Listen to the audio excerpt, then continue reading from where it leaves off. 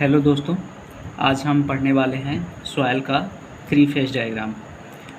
जिसके अंतर्गत हम लोग void ratio, porosity, degree of saturation, percentage air voids इत्यादि सभी कुछ पढ़ने वाले हैं। तो आइए स्टार्ट करते हैं। सबसे पहले हम समझते हैं फेज डायग्राम क्या होता है। दोस्तों, मान लीजिए ये कोई एक कंटेनर है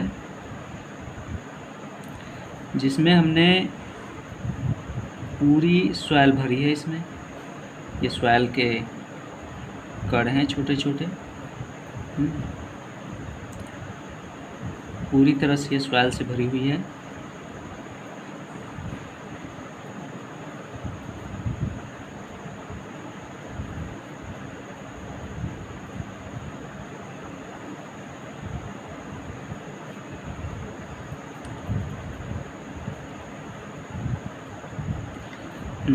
ये पूरी तरह सॉइल से भरी हुई है, लेकिन सॉइल के कणों के बीच में जो खाली स्थान है उसमें एयर भरा होता है। तो पूरे कंटेनर में क्या हो गया हमारा, एक तो हो गया एयर और दूसरी हो गई सॉइल। तो दो चीज़ें हो गई हमारे इस कंटेनर में। तो इसे हम कहेंगे टू फेज डायग्राम। क्या? Two phase diagram. Two phase diagram. Two phase diagram में यदि क्वेश्चन पूछा जाए कि यदि किसी कंटेनर में सॉइल हो और एयर हो तो कैसा डायग्राम होगा। तो ऑप्शन होता है two phase diagram, three phase diagram. तो ये टू फेज डायग्राम होगा। और लेकिन इसी कंटेनर में यदि हम पूरी तरह से इसे वाटर से भर दें, मतलब जितनी भी खाली जगह है सब में पानी भर जाए, कोई भी खाली जगह हवा पूरी तरह निकल जाए और सब में पानी भर जाए, तो भी इसमें दो चीज़ें हो जाएंगी। तब एयर का स्थान वाटर ले लेगा। तो भी इसमें कंटेनर में दो चीज़ें हो गई, एक तो वाटर हो गया और दूसरा सॉइल हो गया। तो भी इसे हम टू फेज डायग्राम ही कहेंगे। तो टू फेज डायग्राम में सॉइल की दो कंडीशन हो सकती हैं। एक तो पहला हो सकता है ड्राई सॉइल हो, और दूसरा हो सकता है कि सैचुरेटेड सॉइल हो, फुली सैचुरेटेड सॉइल।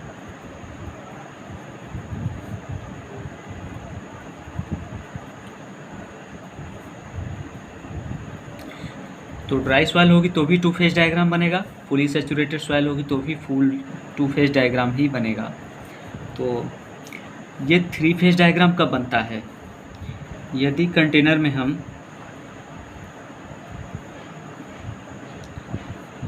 सॉइल भरी है पूरी तरह से,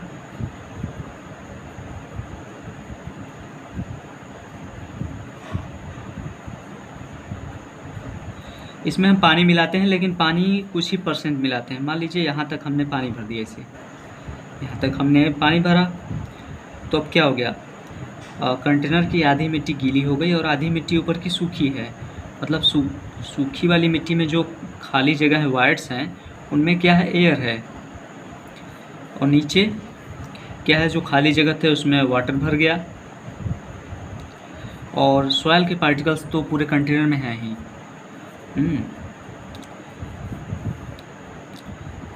तो यहाँ पे तीन चीज़ें हो गई, एयर, वाटर और सॉइल। तो ये हो गया हमारा थ्री फेज डायग्राम।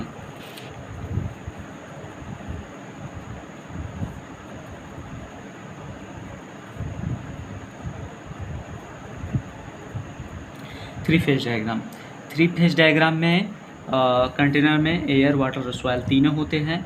इसमें दो कंडीशन हो सकती है। मृदा पूरी तरह ड्राई सॉइल नहीं होगी,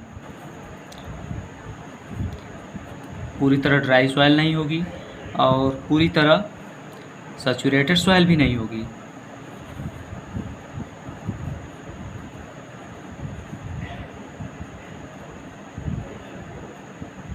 पूरी तरह सेचुरेटेड सॉइल भी नहीं होगी, क्योंकि यदि ड्राई सॉइल हो गई तो इसका 2 फेज डायग्राम बन जाएगा। फुली सेचुरेटेड सॉइल हो गई तो भी 2 फेज डायग्राम बन जाएगा। यदि ये फुली सेचुरेटेड नहीं है तभी इसका 3 फेज डायग्राम बनेगा। 3 फेज डायग्राम में एयर, वाटर और सॉइल तीनों होते हैं।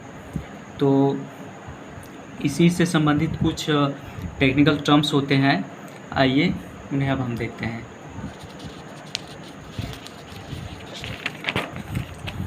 टेक्निकल टर्म्स में सबसे पहला आता है वाइड रेशियो।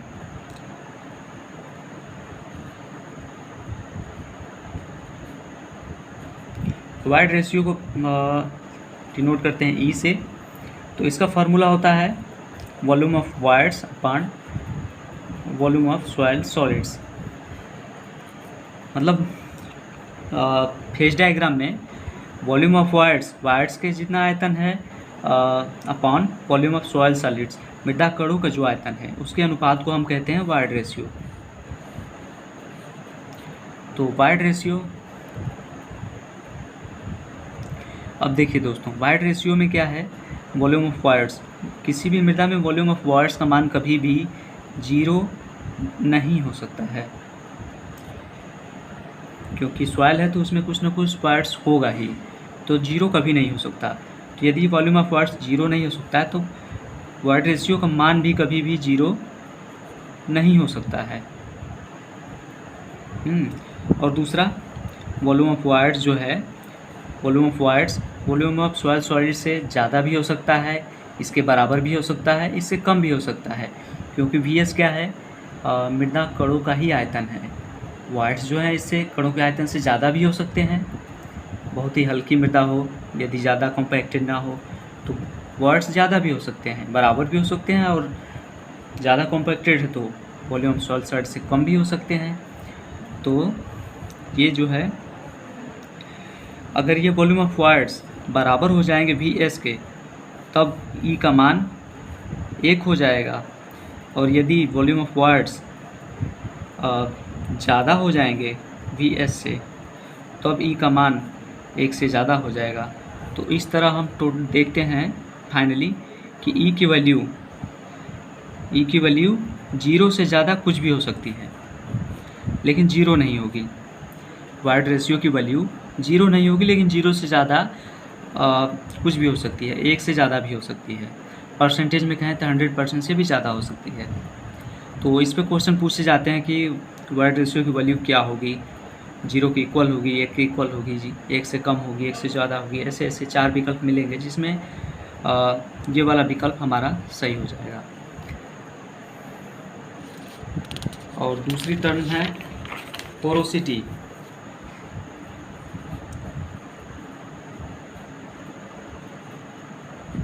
पोरोसिटी को हम N से डिनोट करते हैं। इसका फार्मूला होता है volume of wires upon total volume of soil. मतलब कि टोटल वॉल्यूम ऑफ सॉइल के में यदि वॉल्यूम ऑफ वायर्स का भाग देते हैं टोटल वॉल्यूम ऑफ सॉइल से, तो हमें पोरोसिटी मिल जाएगी। ये पोरोसिटी का फार्मूला है। तो किसी भी मृदा में वॉल्यूम ऑफ वायर्स जो है 0 तो नहीं होंगे, तो मतलब पोरोसिटी का मान भी 0 कभी नहीं होगा। लेकिन किसी भी मृदा में वॉल्यूम ऑफ वायर्स उसके टोटल वॉल्यूम से ज़्यादा या उसके बराबर भी नहीं होंगे। क्या कभी भी वॉल्यूम ऑफ वायर्स बराबर हो सकता है टोटल वॉल्यूम के? नहीं हो सकता है। या वॉल्यूम ऑफ वायर्स ज़्यादा हो सकता है वॉल्यूम ऑफ वायर्स से, टोटल वॉल्यूम से? ये भी नहीं हो सकता। मतलब कि पूरा जितना आयतन है वो पूरा का पूरा वायर्स ही हो। जब पूरा वायर्स होगा तो इसमें सॉइल के पार्टिकल कहाँ होंगे? नहीं होंगे। तो ये संभव नहीं है, टोटल वॉल्यूम के बराबर वायर्स नहीं हो सकते हैं। मतलब N की वैल्यू कभी भी 1 के बराबर नहीं हो सकती है। मतलब पोरोसिटी की वैल्यू ना ही 0 के बराबर होगी कभी भी, ना ही कभी 1 के बराबर होगी। तो क्या होगी? N की वैल्यू जो है ये हमेशा 0 से बड़ी होगी और 1 से छोटी होगी। कंक्लूजन ये निकला कि पोरोसिटी जो है कभी भी 1 से छोटी और 0 से बड़ी होगी। परसेंटेज में कहें तो 0% से ज़्यादा और 100% से कम। और पोरोसिटी का फार्मूला है volume of wires upon total volume of soil. Porosity. और आगे हम देख लेते हैं पोरोसिटी एंड वाइड रेशियो ई में संबंध। दोस्तों, पोरोसिटी एन और ई के बीच कुछ फॉर्मूले हैं जिनको देखते हैं। तो एन बराबर होता है ई अपॉन 1 प्लस ई, पहला फार्मूला ये हो गया। और दूसरा फार्मूला होता है E equal to N upon 1 minus N. ये दो ही फार्मूले सॉइल में ज़्यादातर देखने को मिलते हैं। इन्हें याद करने का तरीका ये होगा कि यहाँ पे E equal to N upon 1 minus N है, एन का मतलब हो गया निगेटिव। हम ये ट्रिक है याद करने के लिए, एन का मतलब निगेटिव। तो जब एन आएगा तो हम ये निगेटिव साइन लगाएंगे, और जब एन नहीं रहेगा तो हम पॉजिटिव साइन लगा देंगे। इस तरह हमें फार्मूला याद हो जाएगा। Porosity equal to e upon 1 plus e और वाइड रेशियो बराबर एन अपॉन 1 माइनस एन। तो इन दोनों को फार्मूले हम एन को निगेटिव समझ के अच्छे से याद कर सकते हैं।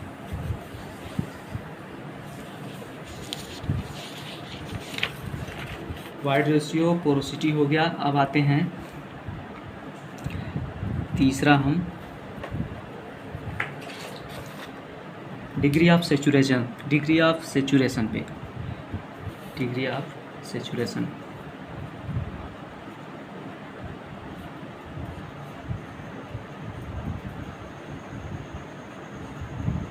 इसे डिनोट करते हैं एस से, डिग्री ऑफ सेचुरेशन। ये क्या होता है? एस बराबर volume of water upon volume of wires. मतलब कि मृदा में कितने वायर्स हैं, जितने भी खाली जगह है उसमें पानी की मात्रा कितनी है आयतन के अनुसार, इसे ही हम डिग्री ऑफ सेचुरेशन कहते हैं। मान लीजिए कि टोटल वॉल्यूम 100% हो गया, वॉल्यूम ऑफ वाटर 100% हो गया। इसमें अगर हमने आधा पानी भर दिया तो डिग्री ऑफ सेचुरेशन हो जाएगा 50%। तो डिग्री ऑफ सेचुरेशन हो गया वॉल्यूम ऑफ वाटर्स के रिस्पेक्ट में वॉल्यूम ऑफ वाटर का मान। तो वॉल्यूम ऑफ वाटर जो है मृदा में हम देखें तो वॉल्यूम ऑफ वाटर यदि हम पानी ना मिलाएं तो 0 भी हो सकता है। तो इस तरह डिग्री ऑफ सेचुरेशन का मान भी 0 हो जाएगा। और वॉल्यूम ऑफ वाटर्स यदि हम चाहें तो वॉल्यूम ऑफ वाटर मतलब कि पानी की मात्रा को जितने भी वाट्स हैं उनमें पूरा भर सकते हैं। मतलब कि वाट्स को हम पूरी तरह से पानी से भर दें तो वॉल्यूम ऑफ वाट्स बराबर हो जाएगा वॉल्यूम ऑफ वाटर के। तो इस तरह हम जब ये और ये बराबर हो जाएंगे तो डिग्री ऑफ सेचुरेशन का मान 1 हो जाएगा। तो इस प्रकार हम देख सकते हैं फाइनली कि डिग्री ऑफ सेचुरेशन जो है ये 0 के बराबर, 0 से बड़ा या 1 के बराबर या 1 से छोटा हो सकता है। इसका मान कुछ भी हो सकता है, ये 0 भी हो सकता है, 1 भी हो सकता है, और 0 और 1 के बीच भी कुछ भी हो सकता है। यदि हम थोड़ा पानी मिलाएं तो कुछ परसेंटेज में हो सकता है, 10%, 20%, 50%, 60%, 90%, 100% भी हो सकता है।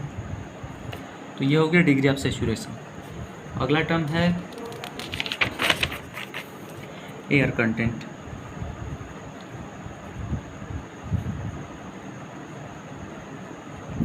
एयर कंटेंट को हम डिनोट करते हैं AC से। एयर कंटेंट का फॉर्मूला हो गया volume of air upon volume of voids. Voids का मतलब होता है खाली जगह। मृदा में जो खाली जगह है उसे वाट्स कहते हैं। तो मृदा में जो भी खाली जगह है उसमें एयर कितना है, इसे हम कहेंगे एयर कंटेंट। इससे मृदा में जो खाली जगह है उसमें हमने पानी डाल दिया, अगर हमने पूरी तरह उसे सेचुरेट कर दिया तो खाली जगह एयर निकल जाएगी, उसकी जगह पानी भर जाएगा। लेकिन अगर हमने उसे पूरी तरह सेचुरेट नहीं किया तो कुछ एयर की मात्रा रह जाएगी, वाटर भी होगा उसमें, एयर भी होगा। तो एयर कितना है उसे ही हम कहेंगे एयर कंटेंट। देखिए, तो वॉल्यूम ऑफ एयर जो है ये वॉल्यूम ऑफ वाट्स के वॉल्यूम ऑफ एयर जो है 0 भी हो सकता है, यदि हम पूरी तरह सैचुरेट करते हैं तो इसका मान 0 हो जाएगा, हवा पूरी तरह निकल जाएगी। जब ये पूरा 0 हो जाएगा तो एयर कंटेंट भी 0 हो जाएगा, क्योंकि अगर ये ऊपर वाला अंश का मान 0 हो जाता है तो ये इसकी वैल्यू 0 हो जाएगी। और यदि इसका मान इसके बराबर हो जाता है वॉल्यूम ऑफ वार्ड्स की, तब एयर कंटेंट का मान 1 हो जाएगा। तो यदि वॉल्यूम ऑफ एयर बराबर होगा वॉल्यूम ऑफ वार्ड्स के, मतलब कि हमने पानी डाला ही नहीं, ड्राई सॉइल है, तब एयर कंटेंट हो जाएगा 1। मतलब ये 0% से लेके 100% तक इसकी वैल्यू कुछ भी हो सकती है। तो कंक्लूजन ये निकलता है कि एयर कंटेंट जो है वो 0 भी हो सकता है और 1 भी हो सकता है, और 0 से 1 के बीच उसकी वैल्यू कोई भी वैल्यू हो सकती है। एयर कंटेंट 0 भी हो सकता है, 1 भी हो सकता है। इसको हमने बताया अभी कि वो यदि हम मृदा के वर्ड्स को पूरी तरफ से पानी से भर दें तो हवा पूरी तरह निकल जाएगी, तो वॉल्यूम ऑफ एयर का मान हो जाएगा 0, तो ए का मान भी हो जाएगा 0। और यदि हम पानी डालें ही नहीं तो इसका मान हो जाएगा वॉल्यूम ऑफ वर्ड्स के बराबर ही एयर रहेगा, जितना वर्ड्स है उतना एयर होगा, तो ए का मान हो जाएगा 1। हमने ये देखा एयर कंटेंट के बारे में। अगला टर्म है हमारा परसेंटेज एयर वर्ड्स।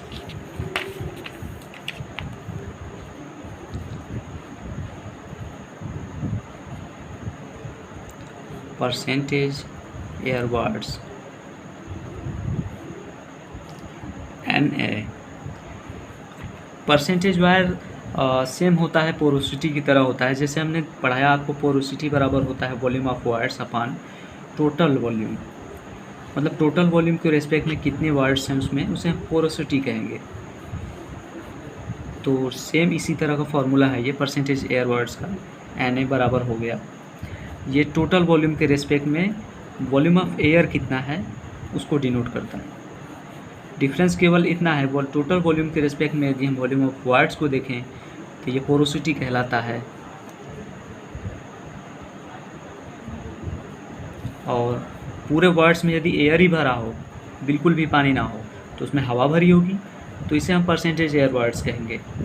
तो बात वही हो गई, यदि हम बिल्कुल पूरे वर्ड्स में हवा भरी हो तो इसका मान VA का मान बराबर हो जाएगा VV के तो बराबर हो सकता है, लेकिन इसका मान जो है वॉल्यूम ऑफ एयर का मान, ये कभी भी टोटल वॉल्यूम के बराबर तो हो नहीं सकता कि पूरे आयतन में हमारी हवा ही है, तो सवाल नहीं हो पाएगी। मतलब कि वॉल्यूम ऑफ एयर का मान कभी भी टोटल वॉल्यूम के बराबर नहीं हो सकता है। तो NA कभी भी 1 के बराबर नहीं हो सकता है। और वॉल्यूम ऑफ एयर इसका मान 0 हो सकता है, इसका वॉल्यूम ऑफ एयर का मान 0 हो सकता है, क्योंकि यदि मृदा पूरी तरह सैचुरेट है तो हवा होगी नहीं उसमें, तो वॉल्यूम ऑफ एयर का मान 0 हो सकता है। यदि ये 0 हो सकता है तो परसेंटेज एयर वर्ड्स का मान भी 0 हो सकता है, क्योंकि यदि ये अंश वाला भाग 0 हो गया तो ये भी 0 हो सकता है। तो हमने देखा कि परसेंटेज एयर वर्ड्स 0 हो सकता है, लेकिन 1 के बराबर नहीं हो सकता। मतलब ये 0 हो सकता है, 0 से बड़ा हो सकता है, लेकिन कभी भी 1 के बराबर नहीं होगा, ये हमेशा छोटा ही होगा 1 से।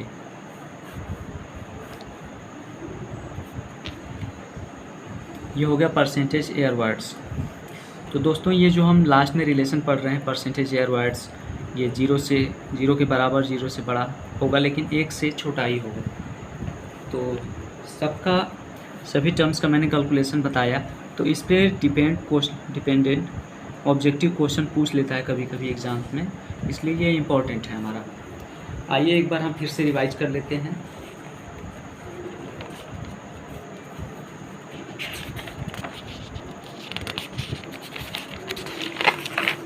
पहला हमने देखा वार्ड रेशियो को volume of voids upon volume of soil solids, इसका फार्मूला हो गया ये। वार्ड रेशियो की वैल्यू 0 से ज़्यादा कुछ भी हो सकती है, लेकिन 0 नहीं हो सकती। उसके बाद हमने देखा पोरोसिटी का फार्मूला है volume of voids upon total volume. तो टोटल वॉल्यूम के बराबर वार्ड्स नहीं हो सकते, इसलिए पोरोसिटी की वैल्यू भी कभी भी 0 नहीं हो सकती है, और ना ही वॉल्यूम ऑफ वर्ड्स पूरा जीरो हो किसी भी मृदा में वर्ड्स ऐसा तो हो नहीं सकता, किसी भी मृदा में वर्ड्स हो ही ना, तो वर्ड्स का मान जीरो नहीं हो सकता, तो पोरोसिटी भी कभी भी जीरो नहीं हो सकती। मतलब पोरोसिटी हमेशा 0 और 1 के बीच में ही होगी। उसके बाद हमने पोरोसिटी और वर्ड रेशियो में रिलेशन देखा। Porosity equal to E upon 1 plus e और E बराबर n अपॉन 1 माइनस एन, और जहाँ पे n आएगा वहाँ हम माइनस चिन्ह का प्रयोग करेंगे और जहाँ E है उस पर प्लस चिन्ह का प्रयोग करेंगे। डिग्री ऑफ सेचुरेशन ये हो गया। वॉल्यूम ऑफ वर्ड्स में कितना वॉल्यूम ऑफ वाटर है उसके अनुपात को हम कहते हैं डिग्री ऑफ सेचुरेशन। यदि टोटल वॉल्यूम में ऑफ वर्ड्स में टोटल वाटर भरा हुआ है तो S का मान 1 होगा। यदि बिल्कुल ड्राई सॉइल है तो S का मान 0 होगा।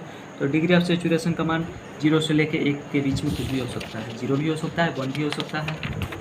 एयर कंटेंट का सेम वही है, एयर कंटेंट भी 0 हो सकता है, 1 भी हो सकता है, 0 से 1 के बीच में भी कोई भी वैल्यू हो सकती है उसमें। और लास्ट में हमने पढ़ा percentage air words. Percentage air words में थोड़ा ये अलग है, ये 0 तो हो सकता है लेकिन 1 के बराबर नहीं हो सकता है। थैंक यू दोस्तों, यदि वीडियो अच्छी लगी हो तो इसे लाइक करें, कमेंट करें। धन्यवाद।